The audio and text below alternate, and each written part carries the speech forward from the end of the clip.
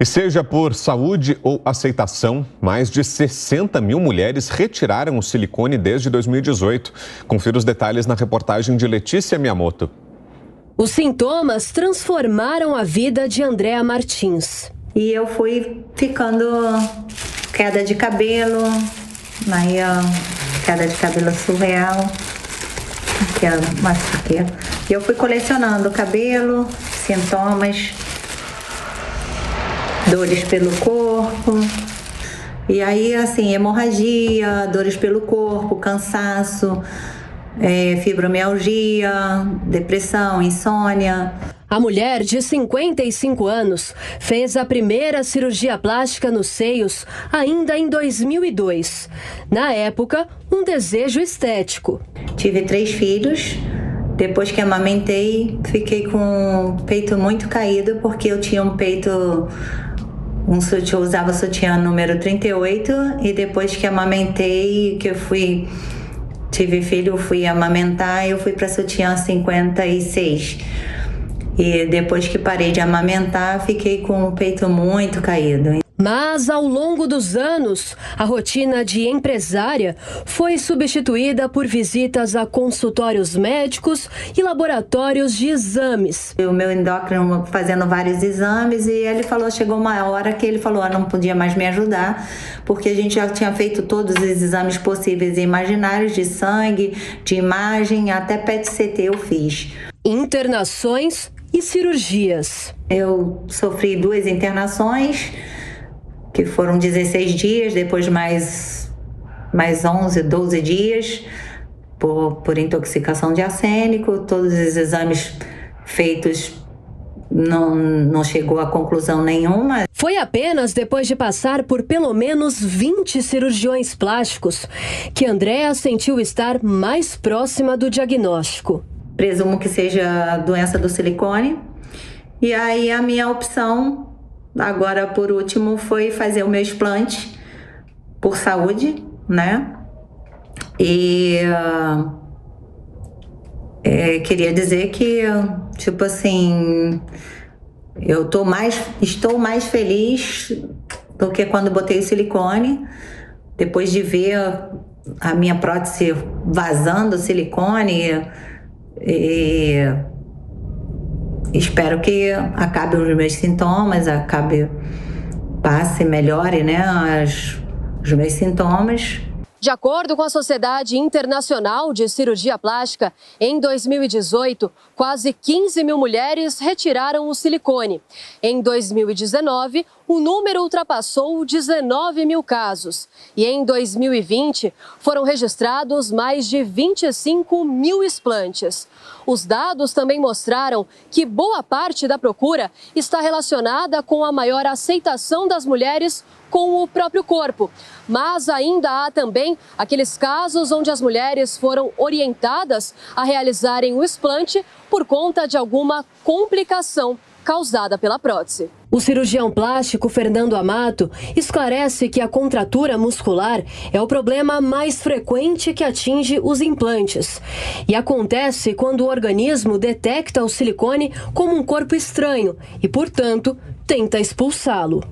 Bom, o mais importante, quem vai colocar um implante mamário é saber que não é uma cirurgia eterna, né? Ela não tem uma validade, não tem um prazo específico, mas em algum momento essa paciente vai precisar tirar o implante e vai ter que fazer uma troca. E os motivos são inúmeros, desde alterações do formato da mama por ganho ou perda de peso, gestação, amamentação, como complicações com esse implante. Algo que é uma das principais justificativas é a contratura capsular, que é uma cápsula que se forma ao redor do implante, e isso é esperado em qualquer material estranho ao corpo, mas essa cápsula começa a ficar endurecida, deformar a mama e causar dor. Fernando Amato ainda afirma que existem outras doenças consideradas mais graves relacionadas ao implante mamário, mas seriam condições incomuns e que ainda exigem mais estudos. Tem aparecido doenças sistêmicas, né? Então tem a síndrome ásia, na verdade que a sigla ASIA, né, é Síndrome Autoimune Inflamatória Induzida por Adjuvantes, em que a teoria é que o silicone seria um gatilho para desenvolver alguns sinais e sintomas semelhantes a doenças inflamatórias, ou seja, dor no corpo, dor articular, perda de cabelo, boca e olho seco. Então são vários sinais e sintomas sistêmicos que indicam uma doença autoimune inflamatória.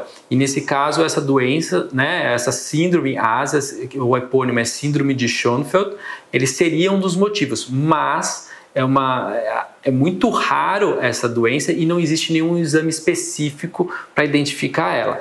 Outra causa é a doença do silicone, ou seja, essa doença do silicone, apesar de ser um termo amplo e genérico que poderia englobar todas as complicações relacionadas ao silicone, tem quem relacione a um extravasamento desse silicone do implante para fora do implante e que ele migra para alguns outros lugares, por exemplo, os linfonodos, para outras regiões do corpo e cause uma inflamação e uma reação do organismo a esse material. O diretor da Sociedade Brasileira de Cirurgia Plástica do Rio de Janeiro, Bruno Herkenhoff, destaca a importância da atenção e do acolhimento a essas pacientes. O que a gente tem que alertar a população em geral que esses pacientes têm que ser acolhidos. Muitas das vezes, muitos médicos e cirurgiões plásticos não acreditam muito nessa doença do silicone e acabam negligenciando e falando para o paciente, isso não é nada, isso é coisa da cabeça, você tem que procurar um psicólogo, um psiquiatra. Então, cabe a gente estudar cada vez mais, ter mais trabalhos e acolher esses pacientes, né? Porque muitas das vezes esses pacientes têm problemas realmente, tanto da parte de autoimune e outros sintomas, então cabe a gente acolher esses pacientes para poder fazer um diagnóstico e tratar esses pacientes. Já em relação ao câncer de mama, de forma geral, a prótese não teria nenhuma relação com o desenvolvimento da doença, uma vez que foram constatados casos extremamente raros de um linfoma que se forma ao redor do implante. Em todo o mundo, existem em torno de 400 relatos entre cerca de 30 milhões de mulheres que realizaram a cirurgia.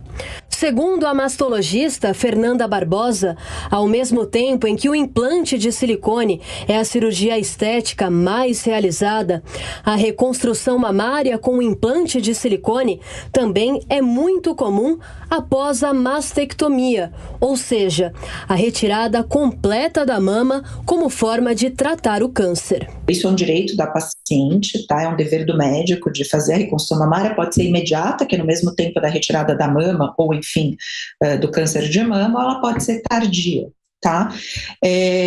A reconstrução do implante é a mais comum, normalmente, tecnicamente, ela é muito mais fácil de fazer, é a melhor. É dependente do tipo de cirurgia. Então, a gente fala que a reconstrução mamária é completamente dependente ao tipo de cirurgia que ela vai fazer para o tratamento do câncer de mama, tá? Então, aquela paciente que faz uma cirurgia conservadora, normalmente ela que é a retirada só do quadrante, que é o que a gente sempre tenta fazer na grande maioria das vezes, quando o tumor é inicial, normalmente ela não precisa do implante, tá? Mas aquela paciente que faz mastectomia, ela precisa fazer ela tem direito e é um direito dela e é uma opção ela realizar a reconstrução mamária imediata, e aí o implante é uma opção. A gente tem outras inúmeras opções, como retalhos, a gente pode tirar algum tecido de uma outra parte do corpo, que a gente chama, para fazer essa reconstrução, tá? Normalmente a gente usa essa técnica em grandes ressecções, quando tem que tirar muita coisa. A gente pode tirar, por exemplo, o músculo das costas, o músculo da barriga. Tem alguns retalhos locais que a gente pode fazer com menos morbidade, mas isso é muito individualizado caso a caso. A especialista também alerta que o acompanhamento médico da paciente é essencial, independente do tipo de cirurgia realizada. É assim, então a gente tem que dividir essa paciente como ela tem a outra mama, então essa outra mama precisa continuar sendo rastreada, independente dela ter feito a mastectomia ou não. De novo, os casos têm que ser individualizados, então se ela fez a mastectomia e colocou um implante, normalmente ela não vai precisar de um rastreamento como a outra paciente que tirou só um quadrante, por exemplo, que vai fazer mamografia anual, que nem as outras mulheres. Mas é importante que ela continue o segmento com o médico que a operou vai avaliar qual seria o exame específico que ela precisa fazer. Às vezes só um ultrassom é suficiente, exame clínico das mamas, às vezes ela precisa sim complementar com mamografia ou até uma ressonância.